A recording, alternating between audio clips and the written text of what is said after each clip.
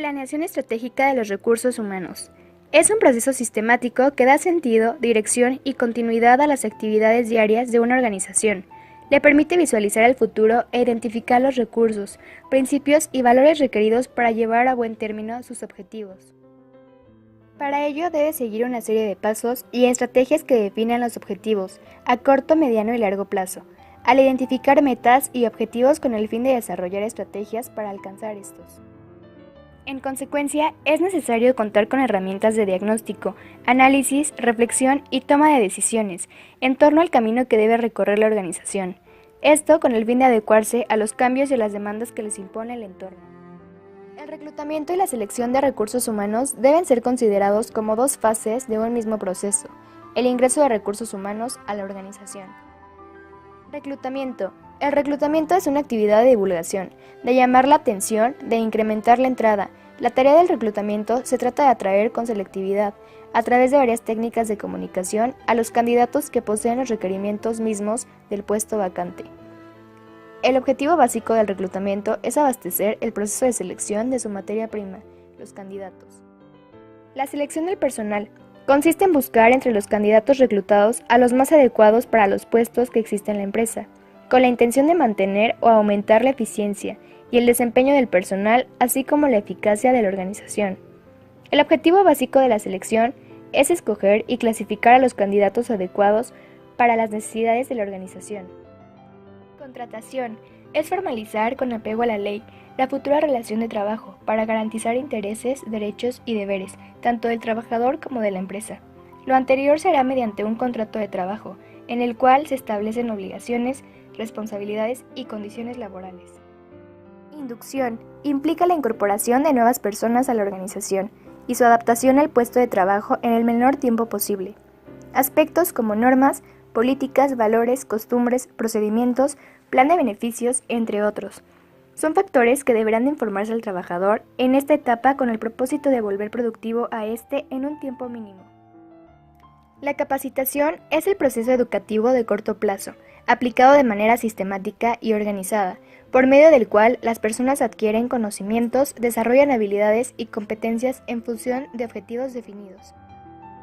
3 pasos que sigue la evaluación de desempeño, los cuales son definir el puesto, evaluar el desempeño y ofrecer retroalimentación. Carencia de normas, criterios irrelevantes o subjetivos, criterios poco realistas, medidas de desempeño malas, errores del evaluador, mala retroalimentación al empleado, comunicaciones negativas e incapacidad para aplicar datos de evaluación. Método de alternancia en la clasificación. Clasificación de los empleados desde el mejor al peor. Primero se hace una lista con todos los subordinados que se van a calificar y posteriormente se conoce cómo clasificarlos después. En una forma es necesario indicar cuál es el empleado con mejor calificación, con la característica con la que se evalúa y también el que obtiene la puntuación más baja, clasificando así a todos los empleados. Método de comparación de pares. Clasificación a los subordinados mediante una tabla de todos los pares posibles, de individuos para cada característica, indicar cuál es el mejor de separar. Características que pueden ser cantidad de trabajo, calidad de trabajo. Cada uno de los subordinados se compara con los demás subordinados por pares. Método de distribución forzada. Es similar a la gradación de una curva. Con este método se coloca el porcentaje predeterminado de la calificación en diversas categorías de desempeño.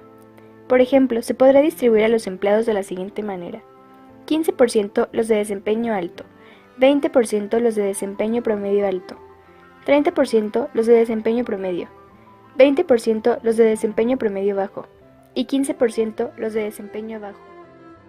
Una manera práctica de hacerlo es escribir el nombre de cada empleado en una tarjeta separada.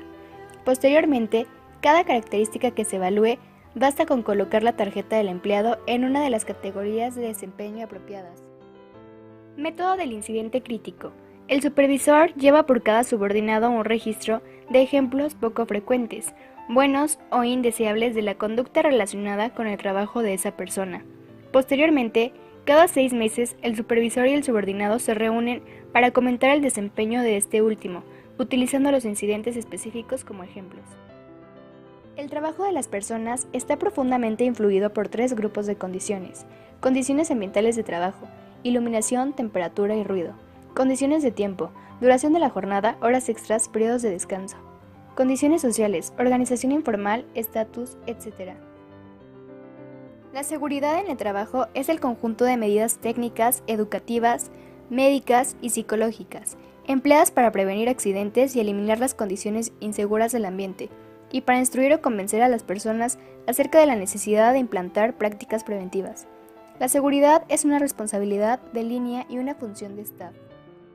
Un hecho no premeditado del cual resulta un daño considerable. Los accidentes de trabajo se clasifican en accidentes sin dejar de asistir a trabajar. Este tipo de accidente no se considera en los cálculos de los coeficientes de frecuencia ni de gravedad, aunque debe ser investigado y anotado en el informe. Además, ser presentado en las estadísticas mensuales. Accidente con inasistencia al trabajo.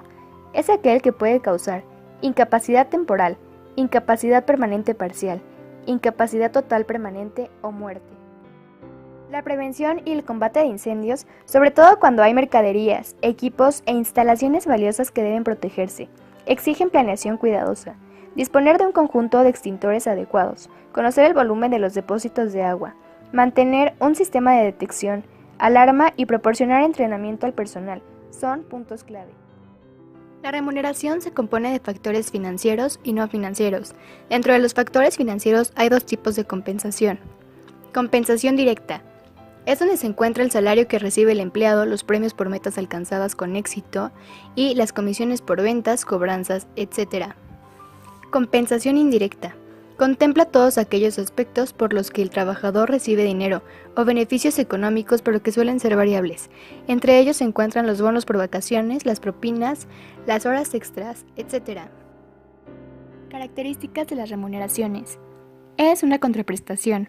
Debe ser de libre disposición. Debe ser cancelada en dinero. Es intangible. Es inembargable. Y tiene carácter preferencial o prevalencia.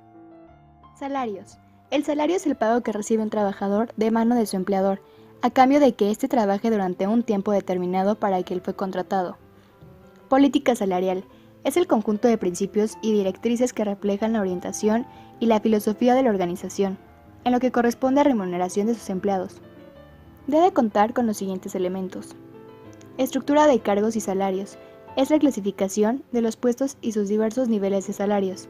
Salarios de admisión. Es la remuneración que recibiría un empleado nuevo sin experiencia en la compañía, pero a dicha posición. Previsión de reajustes salariales. En ocasiones debe realizarse ajustes salariales por razones legales o espontáneas. Existen dos tipos de ajustes. Los colectivos, que son los que intentan restablecer el valor de los salarios frente a situaciones económicas variables como la inflación. Y los individuales, que son complementarios a los ajustes colectivos y dependen mayormente de los tres factores, que son promociones, adecuación y méritos. Sistemas de incentivos. Un incentivo es estimular o inducir a los trabajadores a observar una conducta que va encaminada directa o indirectamente a conseguir los objetivos, de más calidad, más cantidad, menos coste y mayor satisfacción. A diferencia de los incentivos financieros, que son pagados a individuos específicos, las prestaciones para todos los empleados son prestaciones de remuneración complementaria. Son prestaciones que se pagan por el tiempo no trabajado y son seguro de desempleo, vacaciones, días feriados, ausencia por enfermedad, liquidación, prestaciones complementarias de desempleo, uniones de crédito, plan de asistencia al empleado, otros personales. También pueden ser prestaciones ejecutivas, programas flexibles de prestaciones, preferencias de los empleados, plan de cafetería. Cada empleado estructura su propio plan de prestaciones. Y la seguridad social. Relaciones laborales. Se basa en la política de la organización frente a los sindicatos tomados como representantes de los anhelos, aspiraciones y necesidades de los empleados. Su objetivo es resolver el conflicto entre el capital y trabajo mediante una negociación política inteligente.